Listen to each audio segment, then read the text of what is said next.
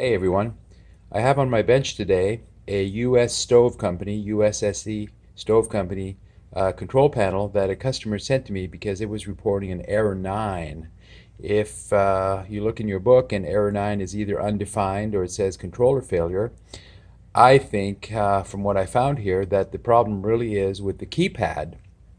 So this customer had a controller that would immediately report error 9 on power up, and you couldn't do anything with it. There was no key action that you could do anything with.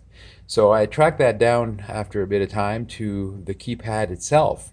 So if you notice right now, I've got my ohm meter and it's reading 43 ohms, and 43 ohms is really the off switch. So it's telling me that the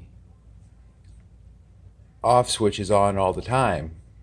So as the controller would power up, it would read the switches and say it's off, so it would go off and it would never clear. So I think that's why the controller was reporting an error 9. So that'd be something for you to check if you're getting error 9. Just unplug your keypad from the control board. It's a little bit of a difficult chore to do, but you can see the ribbon cable here, and if I move my meter, it comes to just a standard connector that plugs into the front of your keyboard, so it can be unplugged, and if you power it up with that, your controller should mostly power up fine and then go into the shutdown, into the off mode, which is what you expect it to do. Just if I press any of the keys on this column here, you can see, even just rubbing my hand across it, you can see the numbers change on my meter.